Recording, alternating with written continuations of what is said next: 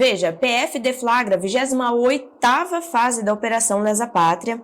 A Polícia Federal está executando hoje, quinta-feira, dia 20, 27 mandados na 28ª fase da Operação Lesa Pátria, voltada para investigar os responsáveis pelos eventos do 8 de janeiro de 2023, que resultaram na invasão às sedes, dos três poderes em Brasília. A operação visa identificar supostos financiadores e instigadores nos estados de Goiás, Mato Grosso do Sul e Santa Catarina. Vamos lá.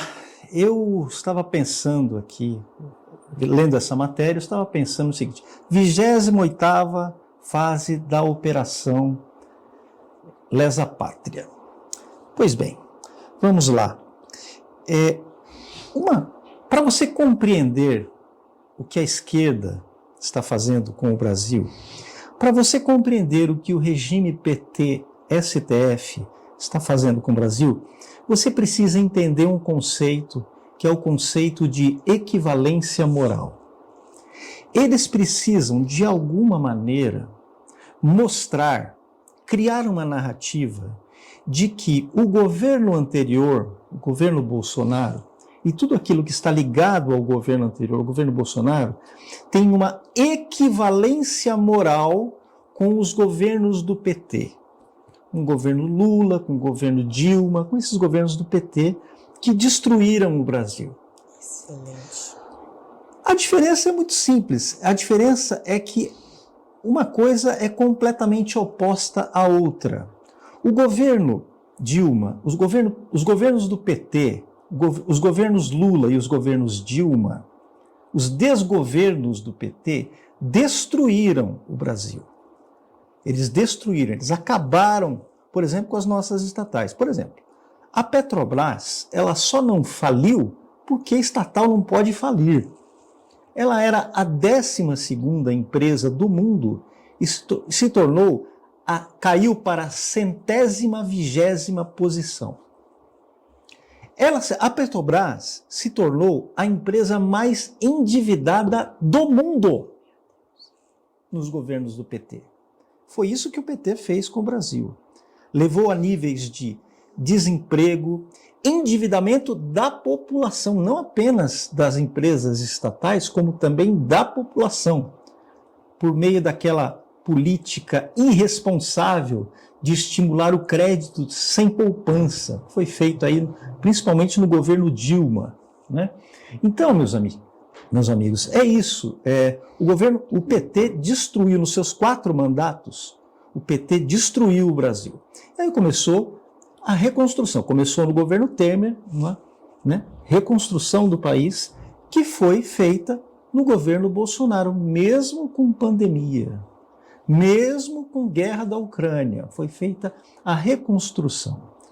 Só nas estatais, meus amigos, só em lucros das estatais e só em vendas de participação que o Brasil tinha. Quando o pessoal, o Guedes e a equipe dele chegaram ao governo, descobriram que o governo brasileiro tinha participação em 720 estatais. Começaram a vender toda essa participação em estatais, entendeu? Dinheiro do pagador de impostos, que era torrado nessas participações. Então, eles economizaram cerca de R$1 trilhão. E esse dinheiro salvou o Brasil durante a pandemia. Então, não existe equivalência moral entre os governos do PT e o governo Bolsonaro. Não existe. Eles estão tentando construir essa narrativa. E o que acontecia nos governos do PT? O que acontecia? A Operação Lava Jato. Então eles precisaram criar uma espécie de simulacro da Operação Lava Jato, que é a Operação Lesa Pátria. A diferença é que a Operação Lava Jato perseguia bandidos, perseguia corruptos, perseguia pessoas que roubaram bilhões, que desviaram bilhões do governo brasileiro. Tá? E com isso causaram a destruição do país. A Operação Lesa Pátria persegue pessoas que participaram de um tumulto que houve no dia 8 de janeiro de 2022. Um tumulto que em nada se parece com nenhum outro golpe de Estado da história. Não estudem a história. Vejam o que é um golpe de Estado. Comecem a estudar, por exemplo, o que foi o golpe de Estado de outubro de 1917, que levou os comunistas ao poder na Rússia. Aquilo é um golpe de Estado. Aquilo é um golpe militar. Aquilo foi um golpe militar que foi dado pelo Lenin, pelo Trotsky, pelo Stalin. Aquele lá é um golpe de Estado. Então estudem todos os golpes de Estado que ocorreram durante a história e vocês vão ver que não existe nenhuma similaridade com aquele tumulto, com aquela baderna que aconteceu em Brasília no dia 8 de janeiro de 2023. Todo mundo que tem um fiozinho de honestidade intelectual está cansado, está careca de saber disso, né? Todo mundo que tem um fiozinho. Todo mundo sabe que esses presos do 8 de janeiro são, na maioria absoluta, eu diria que mais de 95%, são totalmente inocentes de qualquer crime. Então, o Alexandre de Moraes está prendendo inocentes, está trancafiando inocentes. Pessoas estão sendo condenadas a penas totalmente desproporcionais, mesmo aos crimes que foram cometidos ali. Porque qual foi o real crime cometido ali? Se houve crime, qual foi o crime cometido? Baderna, vandalismo, né? Fazer cocô na cadeira do... Eu usei fazer cocô porque estamos de manhã, tem muitas senhoras aqui, né?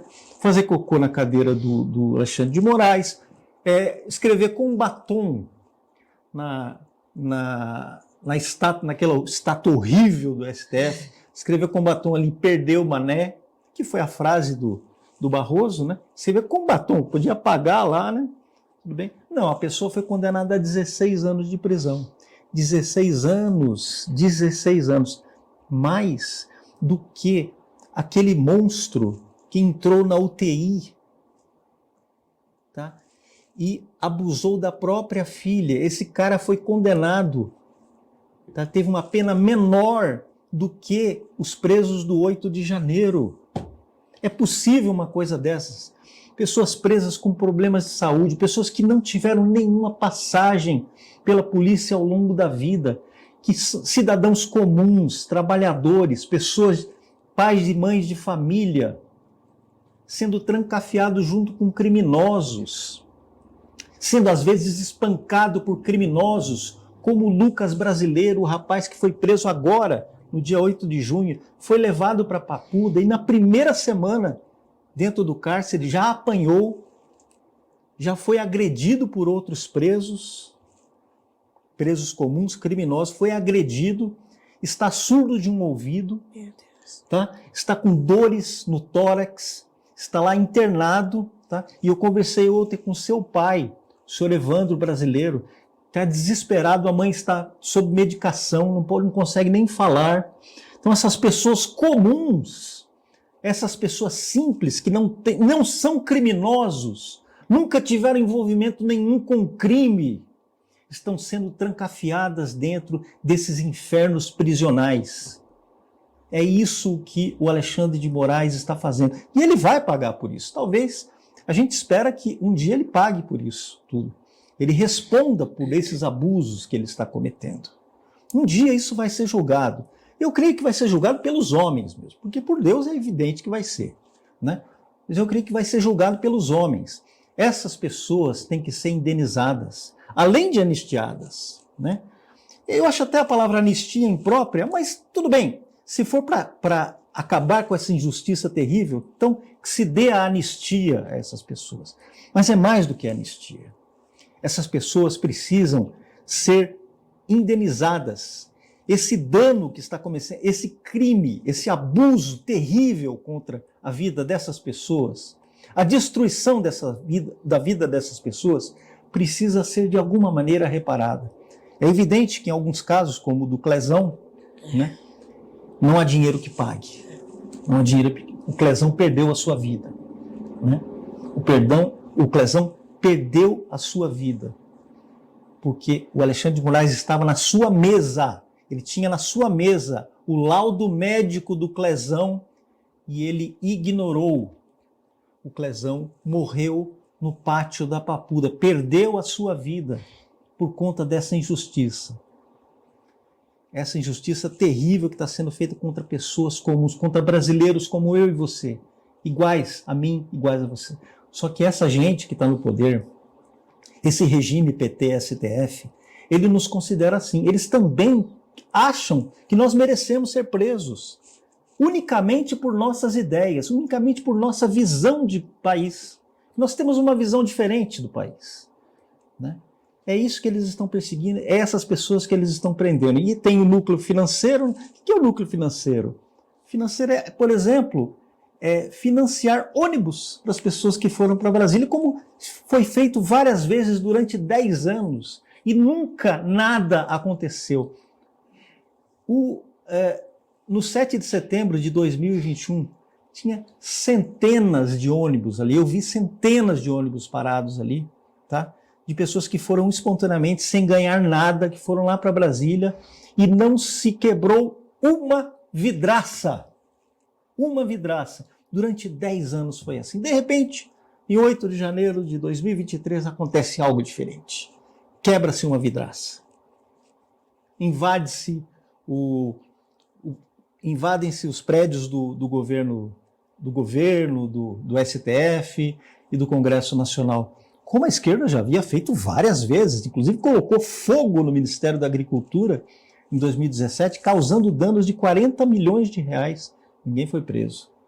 Ninguém ficou preso. Ninguém foi punido por isso. Ninguém foi julgado, ninguém foi chamado de golpista. Ninguém passou o que o Evandro brasileiro está passando agora na prisão. Então é isso, essa injustiça que está sendo cometida diante dos nossos olhos. Mas um dia eles vão pagar por isso.